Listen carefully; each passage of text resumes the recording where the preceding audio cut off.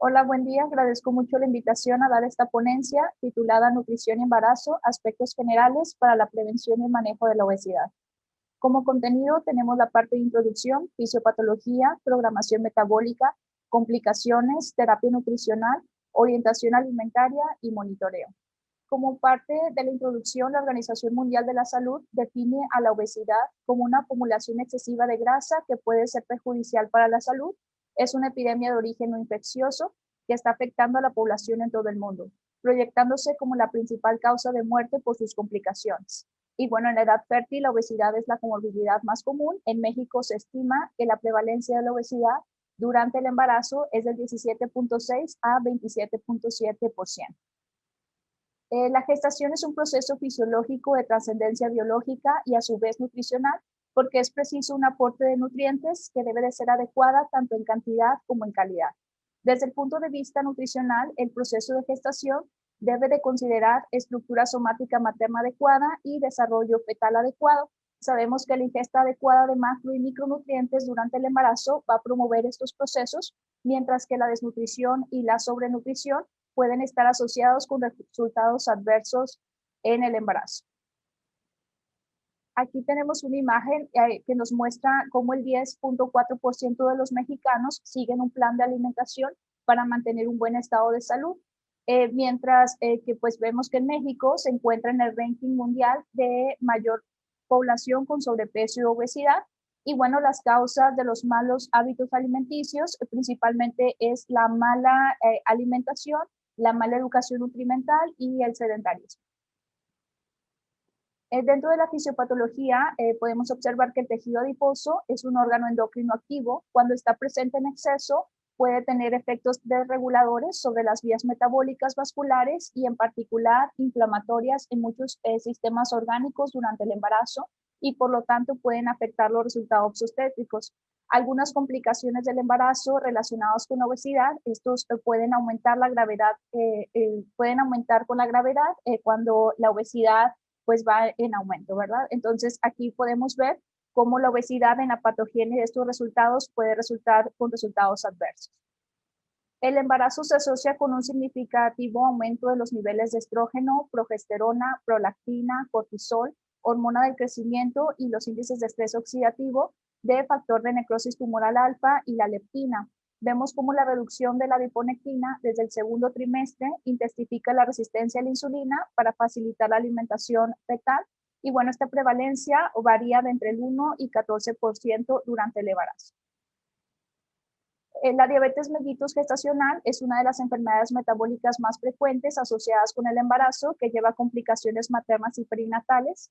El diagnóstico se realiza en el segundo o tercer trimestre del embarazo y bueno, esto es debido a la cantidad de mujeres embarazadas con diabetes tipo 2 no diagnosticadas. Es razonable evaluar a las mujeres con factores de riesgo de diabetes tipo 2 en sus visitas prenatales iniciales, utilizando algunos criterios diagnósticos estándar que lo son principalmente verificar a las personas con sobrepeso y obesidad, que tengan antecedentes de diabetes, pertenecer a algunos grupos étnicos como latinos, americanos, asiáticos americanos, los antecedentes de enfermedades cardiovasculares, tener hipertensión, niveles de colesterol HDL por abajo de 35 miligramos por decilitro o niveles de triglicéridos por arriba de 250 miligramos por decilitro. Vemos también mujeres con síndrome de ovario poliquístico, sedentarismo, y bueno, es importante monitorear principalmente la presencia de algunos factores de riesgos ya mencionados. Dentro de la programación metabólica tenemos que la nutrición es un elemento del medio que modifica o condiciona el fenotipo de la expresión del fenotipo dado.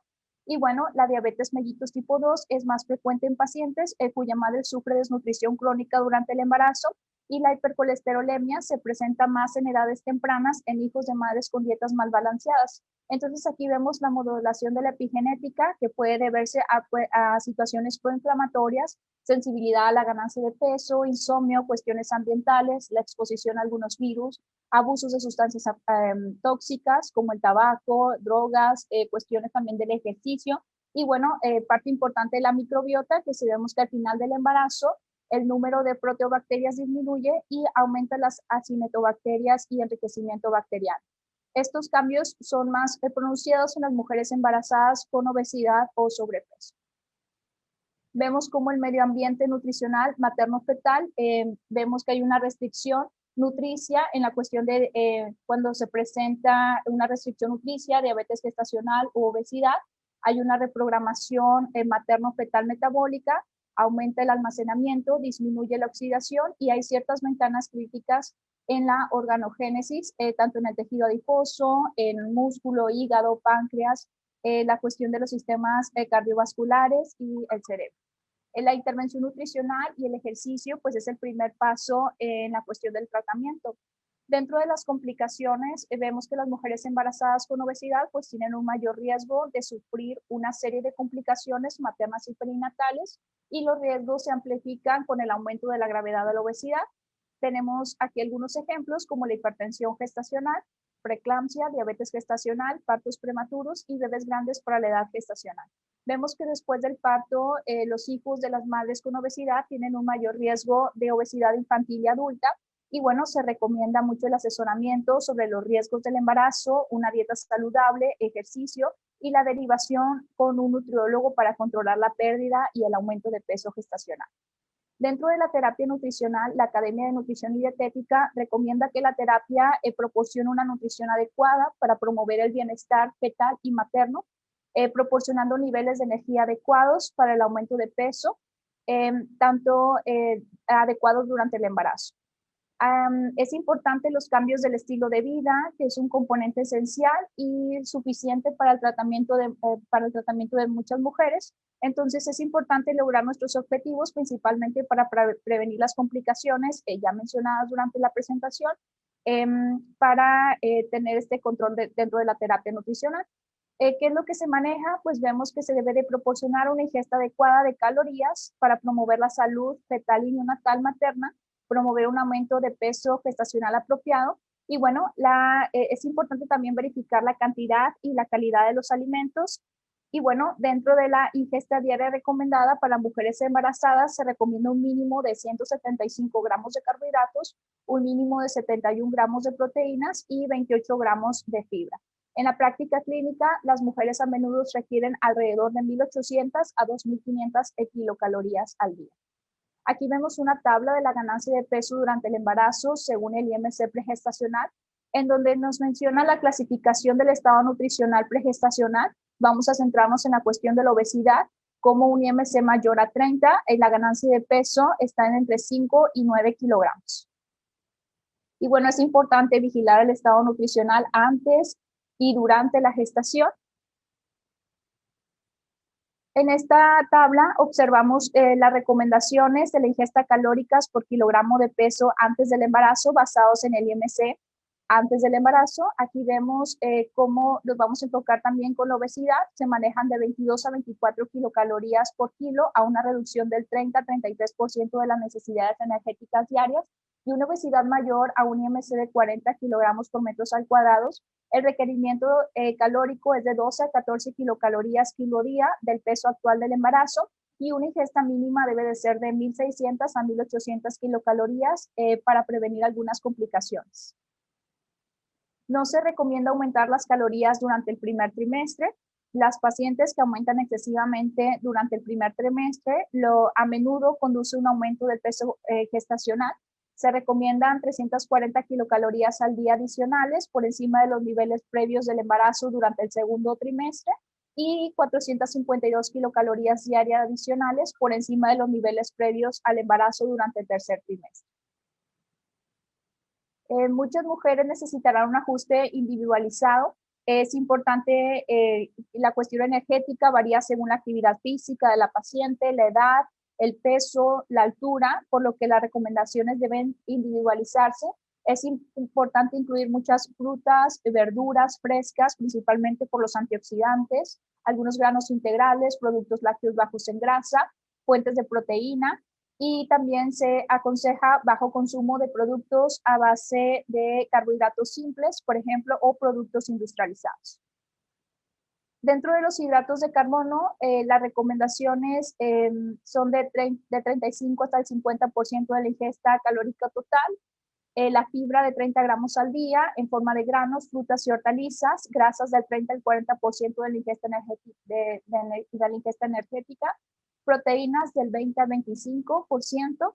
Y bueno, aquí es importante en pacientes que tengan alguna situación de nefropatía diabética, por ejemplo, aproximadamente sería de 1 gramo/kilo por día la cuestión de sus requerimientos. Sí es importante vigilar la cuestión de los cumplimientos, que no sea algunas cuestiones bioquímicas para ello, entonces tendremos que realizar un monitoreo importante de sus parámetros de evaluación. Y bueno, las vitaminas, respecto a las vitaminas, vamos a ver los requerimientos en diapositivas más adelante. Respecto a la energía, esta tabla muestra respecto a lo recomendado de la FAO-OMS-ONU de 25 a 35 kilocalorías por kilo de peso ideal, en las proteínas del 20% de las kilocalorías totales, los lípidos del 25 al 40% de las kilocalorías totales, se recomienda no mayor a 7% de grasas saturadas, hidratos de carbono de 40 a 55% de las kilocalorías totales, al menos 250 gramos al día, en su mayoría complejos. Los líquidos también es un parámetro importante y bueno, dentro de los endulcorantes no calóricos, como el aspartamo, la sucralosa y otras, pueden usarse pero con moderación según la FDA, mientras que la sacarina y los ciclamatos, por otro lado, se sabe que cruzan a la placenta y no se recomiendan en el embarazo.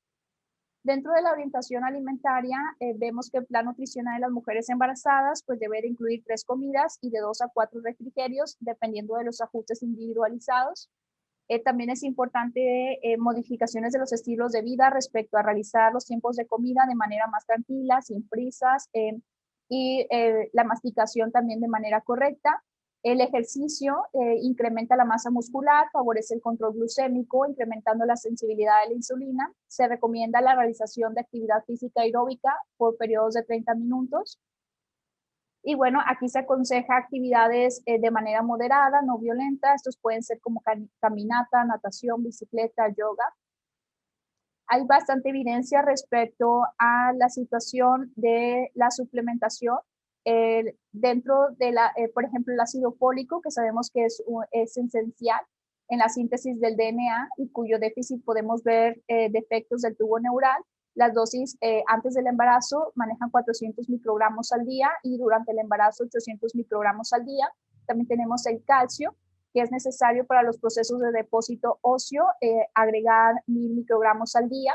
Y bueno, la cuestión de los suplementos diarios, debemos de contener vitaminas y minerales clave, a menudo que no se pueden obtener con la dieta, por ejemplo el hierro, 27 miligramos, calcio al menos 250 miligramos, folato al menos 0.4 miligramos, el yodo 150 microgramos y vitamina D de 400 a 800 unidades internacionales.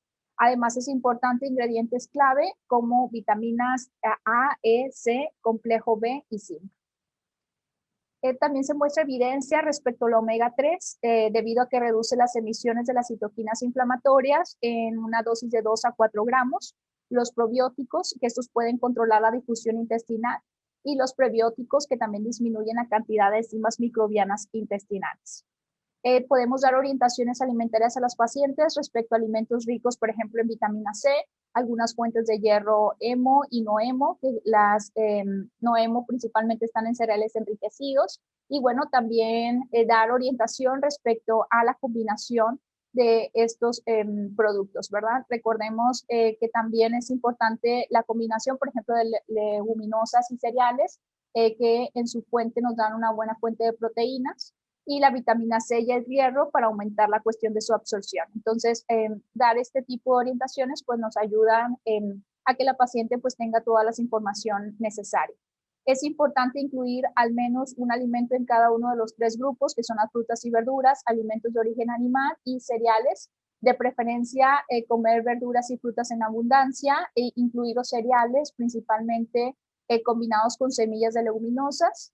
Comer alimentos de origen animal con moderación, se prefieren siempre las carnes blancas como el pescado, el pollo sin piel, tomar abundante agua simple y consumir lo menos posible grasas, aceites, azúcares, endulcorantes y sal. Aquí también podemos observar algunos infografías respecto a lo que podemos abordar en nuestra práctica. respecto a los nutrimentos, los alimentos más ricos en estos nutrientes y la dosis que nosotros queremos administrar a nuestros pacientes. Es muy importante el monitoreo, esto se ajusta dependiendo de los resultados de nuestros pacientes. Hay que vigilar también los patrones del aumento de peso con un historial del peso del paciente. Es importante considerar las preferencias dietéticas maternas, los horarios de trabajo, tiempo libre y ejercicio. Las intervenciones en el estilo de vida son claramente beneficiosas para reducir la incidencia y las comorbilidades relacionadas con enfermedades. Y bueno, individualizar siempre juega un papel importante el asesoramiento y es probable que una pérdida de peso significativa antes de la concepción reduzca los riesgos de las complicaciones. Bien, los espero en la sesión de preguntas y respuestas. Los invito a quedarse en este magno evento. Muchas gracias por su atención y espero que la plática sea de provecho y utilidad en su práctica diaria profesional.